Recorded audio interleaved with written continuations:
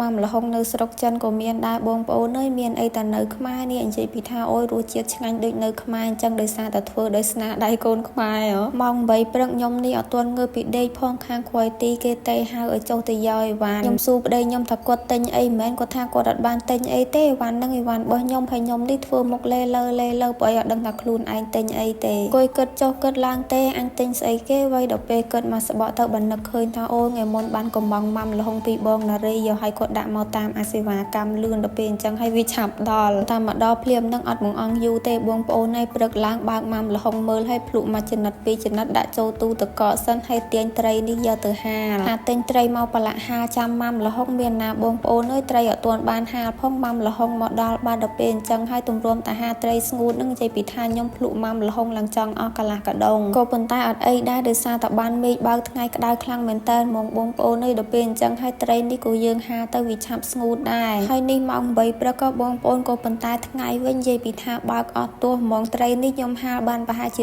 4-5ម៉ោងគឺខ្ញុំមកប្រាយវាម្ដងដើម្បីឲ្យវាឆាប់ស្ងួតហើយណាមួយខ្ញុំហាលនៅលើនេះគឺវាត្រូវថ្ងៃតិចទេបងប្អូនអើយបន្ទាប់ពីប្រាយត្រីអីហើយហ្នឹងគឺថាចាប់ផ្ដើមមកលាយជាមួយនឹងម៉ាំល្ហុងតាមពិតទៅម៉ាំល្ហុងនេះបើសិនជាបងប្អូនអត់ចូលចិត្តផ្អែមដូចខ្ញុំទេរសជាតិប៉ុននេះគឺល្មមឆ្ងាញ់ហ្មងអត់ប្រាយពេកទេបងប្អូនអើយយើងហូបលេងក៏បានដែរក៏ប៉ុន្តែខ្ញុំវិញខ្ញុំចូលចិត្តរៀងផ្អែមតិចអញ្ចឹងហើយខ្ញុំដាក់លាយស្ករថែមតិចទៀតហើយម្សៅស៊ុបមាន់ហើយខ្ញុំបន្ថែមជាមួយនឹងម្ទេស3គ្រាប់ពីលើនឹងទៀតបងប្អូនអើយដោយសាររៀងស្ទើហិលខ្ញុំប្រភេទជ្រូកប្រភេទម៉ាំអីហ្នឹងទោះតែហិលរៀងខ្លាំងតិចបងប្អូនអើយបានហូបទៅឆ្ងាញ់លក្ខណៈតែហូបបដាហូរទឹកភ្នែកបដាអីអញ្ចឹងណានឹងបានជាតិខ្ញុំដាក់លាយម៉ាំល្ហុងនេះប្រហែលជាខ្ទង់ម៉ោង4ជាងម៉ោង5នឹងបងប្អូនអើយពេលដែលលាយហ្នឹងគឺថារៀងច្រើនដែរក៏ប៉ុន្តែដល់ពេលដល់ម៉ោងហូបនៅសល់តែបន្តិចទេដោយសារខ្ញុំភ្លក់រហូតឥឡូវនេះម៉ោងប្រហែលជា6កន្លះល្ងាចបងប្អូនអើយគឺខ្ញុំចាប់ផ្ដើមមកយកត្រីរបស់ខ្ញុំនេះយកទៅដាក់ចៀនហើយក្តៅអញ្ចឹងម៉ោង6កន្លះល្ងាចក៏មេឃអត់ទាន់អស់ថ្ងៃដែរបងប្អូនអើយនៅបើកថ្ងៃក្តៅចាស់ហ្មងត្រីខ្ញុំនេះដោយសារតែពេលខ្ញុំប្រឡាក់ហ្នឹងដាក់អំបិលរៀងតិចពេកចូលបងប្អូនទៅពេលអញ្ចឹងហើយរៀងធំក្លិនតិច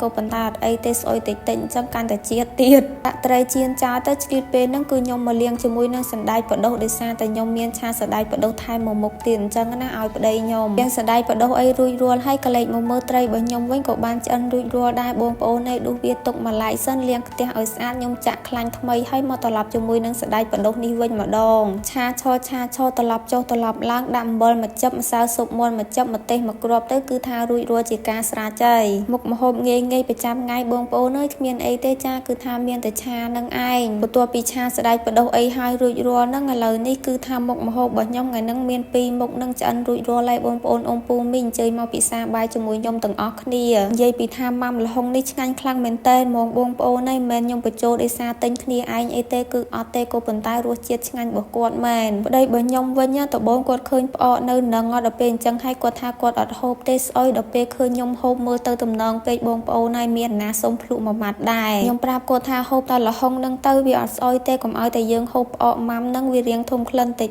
តែគាត់ថាគាត់អត់ជឿទេដល់ពេលឲ្យសាកទៅមានអីរៀងជាប់ចិត្តដែរតាក៏ប៉ុន្តែគាត់អត់សូវហូបច្រើនទេបងប្អូនឯងហូបតែ4-5ម៉ាត់នឹងដោយសារតែគាត់ឃើញផ្អកនៅក្នុងនឹងហើយម៉ាំល្ហុងរបស់គាត់នេះបងប្អូនហូបទៅអត់មានធំក្លិនកលីងហើយផ្អករបស់គាត់ក៏អត់មានក្លិនឆ្អាបអីដែរនិយាយទៅគឺថាឆ្ងាញ់ហ្មងហើយសម្រាប់បងប្អូនដែលចូលចិត្តហូបម៉ាំហូបជ្រូកអីដូចខ្ញុំហ្នឹងកុំភ្លេចឲ្យសោះជាមួយនឹងប្រភេទទឹកអនាម័យឬក៏ហ្វូមអនាម័យហើយសម្រាប់ខ្ញុំវិញគឺខ្ញុំជ្រើសរើសប្រើជាមួយនឹងហ្វូមអនាម័យអូន